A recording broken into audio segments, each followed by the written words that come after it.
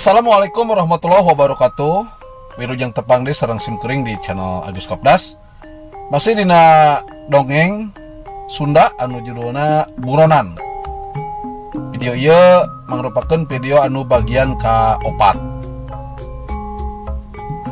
Tah pamirsa, dina video anu ka-3 dicaritakeun antukna Jaja diajar ilmu agama di dinya.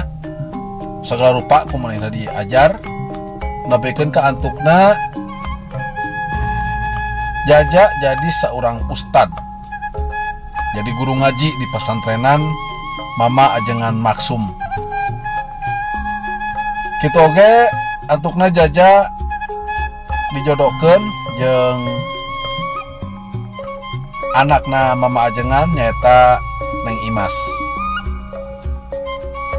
Selain eta oge aya tokoh anyar nyaeta nu ngaranna Nurul anu asup gawe jadi badega di imah Jaja jeung Yanti. Tah saha sabenerna Nurul? Mangga ditonton videona dugi karengse. Kangge barayan nu teu acan subscribe, mangga di-subscribe heula channelna. Tong hilap oge like, comment, share supados simkuring leuwih semangat nyieun video-video nu sejenna. Mangga jangakeun ieu dongengna wilujeng ngadangukeun.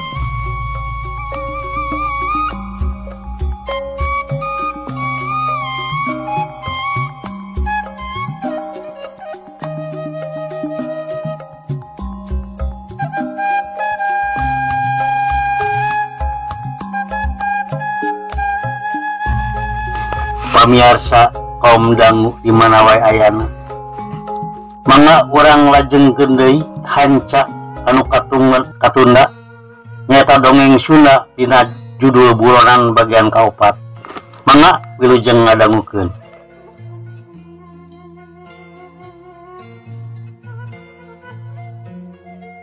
Mami abdi Nurul bu, ceuk eta awewe anu si horeng ngaranna teh Nurul.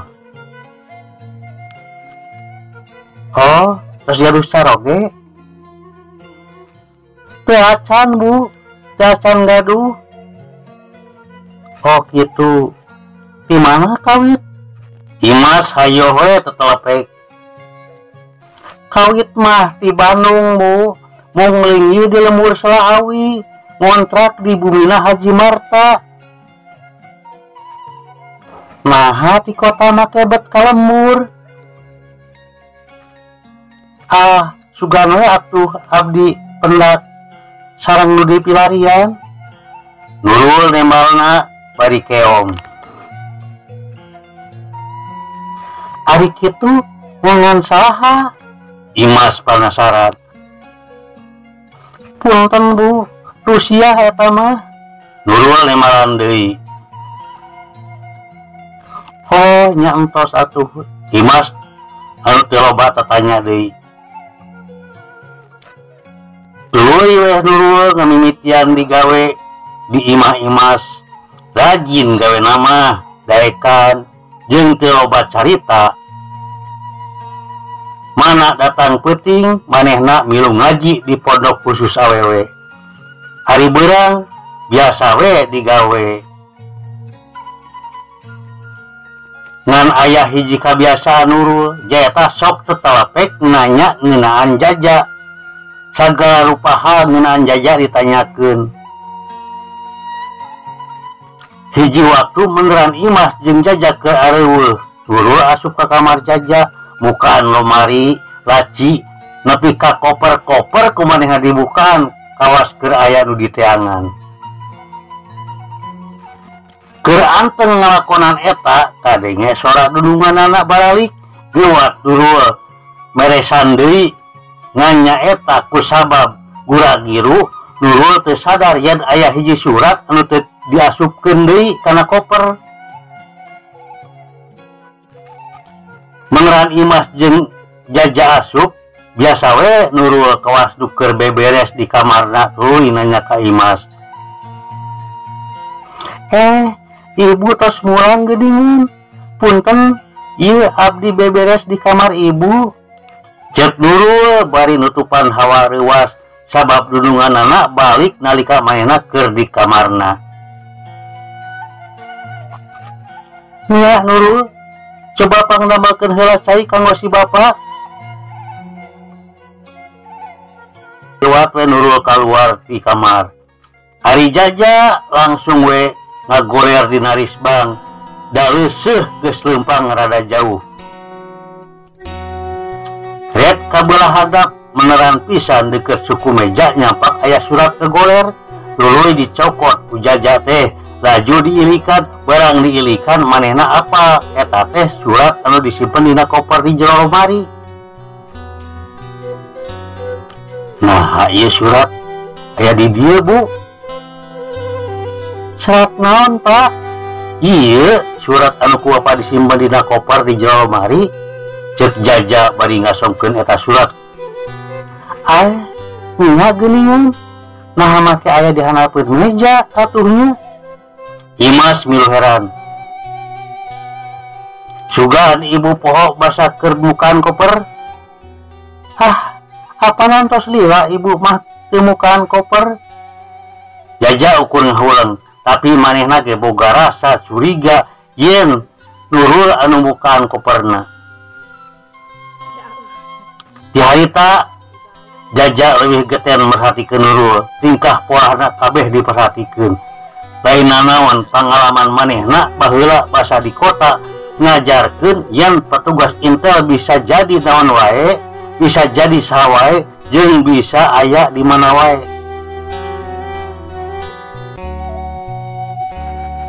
Hila diperhatikeun polana ieu Nurul. Jaja nepi ka hiji kasimpulan yen Nurul teh intel anu keur nyaru. Geus pasti jangan kuring ieu mah. Kuring kudu mangkat heula ka kota kieu carana mah. Sakalian rek ngabuktikeun yen lain kuring nu nandasa babah liung. Sono ongkoh ka imah geus arek 10 tahun teu ditempoan. Kitu geus Jaja. Tuluy we Jaja nyarita ka Imas, ka Mama Ajengan jeung ka Ustad Hamdan yen manehna menta widi arek idit heula.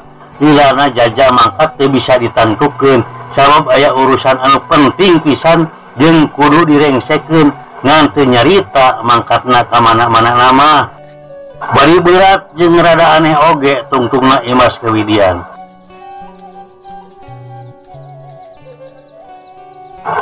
Pamirsa kaum dangu di mana wae ayana, Jaja indit peuting-peuting. Nurul teu apaleun yen Jaja geus mangkat, tapi kana samingguna Nurul rada aneh sabab teu ninggal Jaja.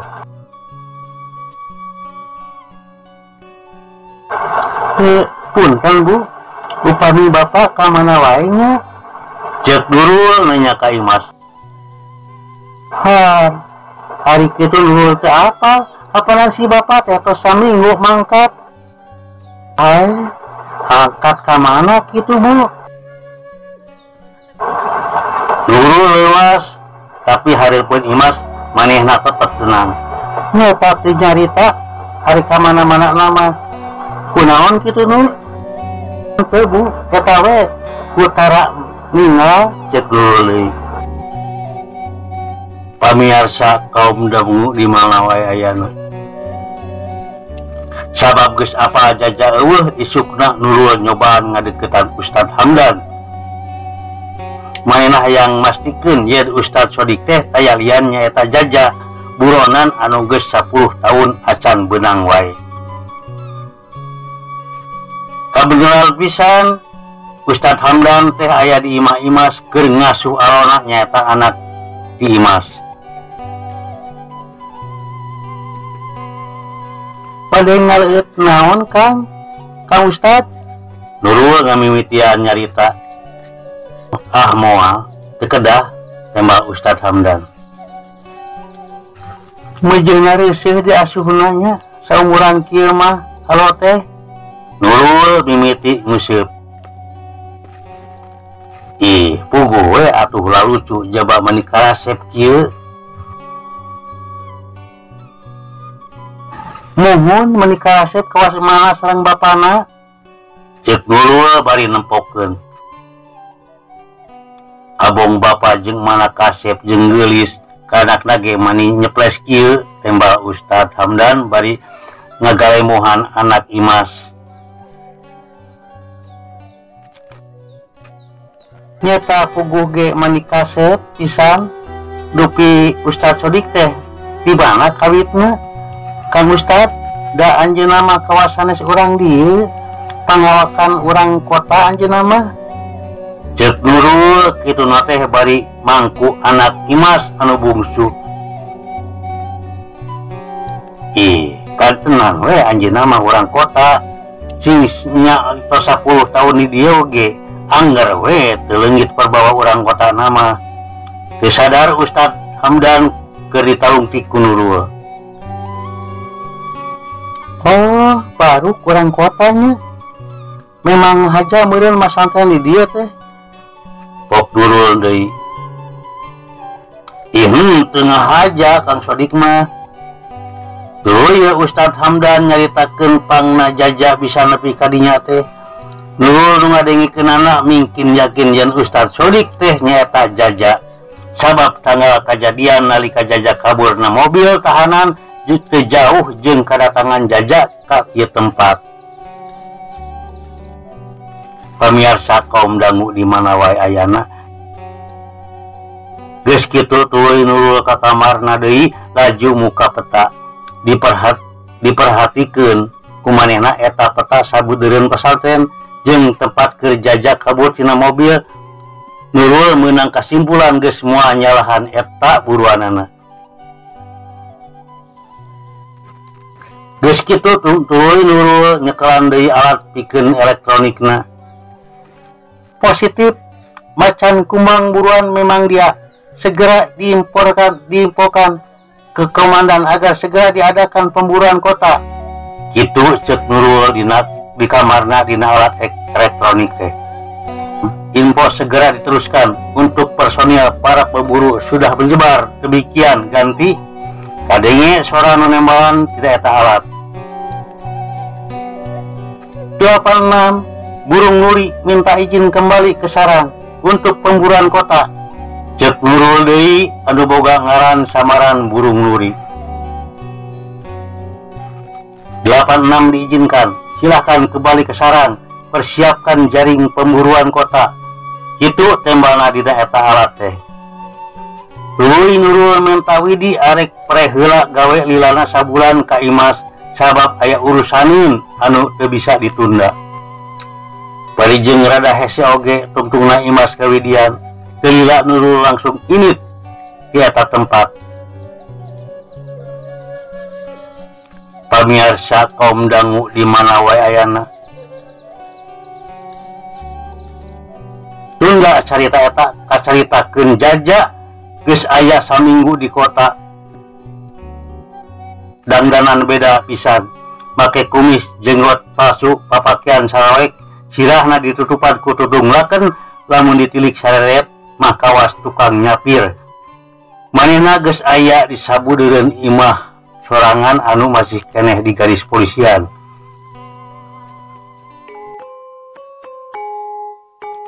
Hiji peuting nalika geus jempling bersat Jaja asup ka jero imahna. Ari maksud rek neangan barang bukti mangrupa naon wae anu bisa dipake pikeun manehna ngabuktikeun ka hakim yen lain manehna nu nandasa babah liong teh. Di jero imah manehna ngahuleng ngilikan sabudeureun rohangan teu karasa cipanon ngecrat. Inget kamang saharita, inget nalika manehna nyieun dosa teu we sugan unggal menit, inget manehna talenges ka batur jeung sagalana. Jaja cirik ngabangik di jero imahna, minta ampun ka Gusti. Cipanon teu eureun murag, inget naha manehna bisa jadi jelema tapi kalakuan kawasetan. Jaja ngahulang inget kana Purwadaksi, umur geus tinjak 40 tahunan tapi teu kungsi apa kumaha rupa kolotna jeung deui Jaja teu hayang apa saha kolotna. Eta anu jadi rasahan jelu manehna ayeuna kongko. Naha manehna acan kungsi nangan saha jeung di mana kolotna. Keur kitu ngaradak aya sora nu datang. Gewat Jaja nyumput tukangan panto bari noong saha eta nu datang. Anu datang teh tayalian Ubed jeung saurang anak buahna dibaturan ku hiji polisi nu pangkatna geus dhuwur aya 2 kembang melati dina tak-takna.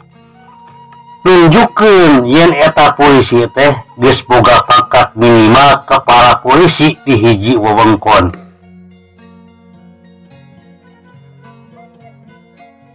Geus 10 tahun ieu teh maknya eta si Jaja can beunang keneh wae, ceuk Ubed ka eta polisi.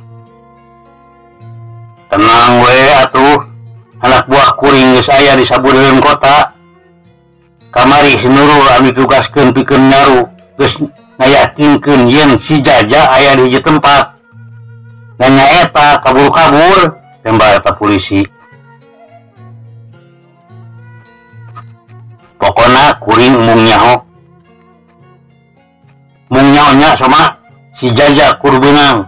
Bahaya lamun manehna bebas keneh terus apaleun kejadian anu sabenerna.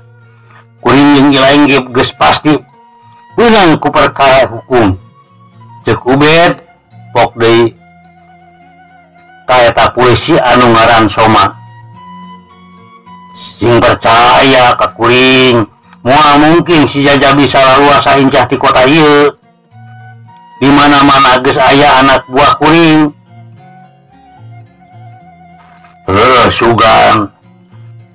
Sugan teh moal bisa kabur tah mangkruk teh. Pokona kabeh barang bukti leungitkeun. Tuluy eta kulawarga si Babah Riong lamun bisa subutkeun heula. Sabab eta saksi kuncina. Ubed cerita deui. Tenang. Geus eta mah geus dipertelakeun. Tong sieun tah ayeuna apanan geus 10 tahun ilaing kakamere satengahna dina eta duit anu 50 miliar teh. Iraha sesarek dibikeun ka kuring.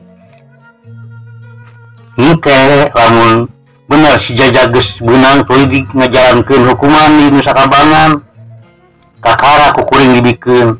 Da kuring oge karak nyokot setengahna tina eta 150 miliar teh. Parjanjianna ge ilaing 50 miliar dibikeun ka anakna Babah Liong anu geus ngatur ieu rencana 30. Ubed ngajantrekeun. Nyasok pokona nalika si Jaja beunang omat buat bikeun eta duit ka kuring. Soma nemaran deui. Tenang we. Ngan si Jaja aya balik deui moal ka dieu teu imah. Bisi manehna nekat datang deui ka dieu. Wah mungkin lanian deui ka dieu manehna ge mikir 1000 kali atuh apanan sidik ieu tempat teh geus dikurubeng. Nyalu satu hari kitu mah. Tuluy Ubed dita anak buahna ngabongkar peti nu aya dina halapeun meja. Eta peti teh dekat tempo lamun ditinggal sareret mah kawas nyawe ubin. Geus kitu eta peti dibuka, barang geus dibuka nyampak ieu peti eusina duit. Tah, duit mah aya keneh di dieu. Kamari basa 10 tahun ka tukang nu dijieun barang bukti ukur 500 juta. Tah ieu sesana pikeun urang doaan. Ceuk Ubed ka Soma. Halus. Tah ayeuna bawa we ka imah lain. Tuna di ditu. Lamun di dieu we bisi imahna disita ku nagara engkena. Masalah petugas anak buah kuring anu ditugaskeun naluktik ieu perkara nya. Nanyaan mah kuring bisa alasan yen ieu teh barang bukti susulan. Kitu we lah. Tuluy ieu jelema teh marangkat geus radalila laju Jaja keluar tina lomari. Teu sangka sia Ubed bener ilaing geuningan anu ngahyanat ka kuring teh. Pantesan basa harita teu lila ilaing init jol teh padugas nyawa kuring. Da basa harita mah eta si Soma ge masih keneh parang tilu dina tak-takna teh. Ayeuna geus malati 2, meureunna geus jadi kepala di ieu kota. Jaja ngagertos bener-bener teu nyangka yen Ubed rek ngahianat.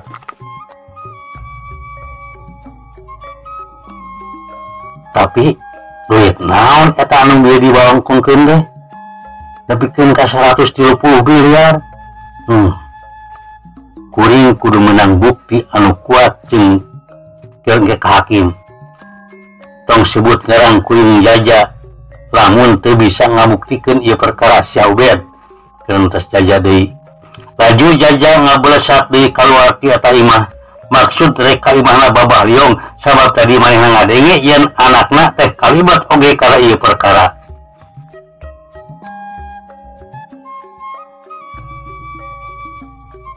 Tunda carita eta kacaritakeun Nurul geus aya di markasna.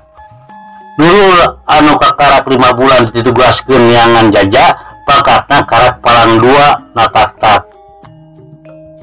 Tapi anggar geus perwira, manehna kepala sub unit intel tapi resep pilu turun ke lapangan. Keur aya di rohanganna jual anak buahna mawa laporan. Punten Bu, nyasok asup aya naon Den? Cek Nurul nanya ke anak buahna anu ngaran Deni. Aya laporan anyar Bu, yang si macan kumbang basa kamari katempo di sabudireun imah anakna Babah Liong. Ayeuna manehna geus salin rupa Bu, cek Deni mere laporan. Terus tuturkeun ngan omat ulah nyokot kaputusan sorangan. Tetep kudu aya koordinasi sabab ieu macan kumbang buruan urang teh lain jelema samanea. Keahlianna dina ilmu bela diri geus luhur pisan. Hade pokona mah. Nalika aya kasempatan manehna balangah geuwat bejaan petugas nu sejen kakarak sergap. Siapu cek Deni anu teu lila kaluar ti rohana Nurul. Sanggeus Deni kaluar, Nurul jadi loba pamikiran. Rek naon Jaja ka imah anakna Babah Liong? Naon anu tiangan ku manehna? Lamun ingat ya mah manehna kabur moal mungkin daek nyapurkeun deui di kota. Duh, jadi mungkin asa araraneh ieu perkara teh. Kitu pamikir Nurul.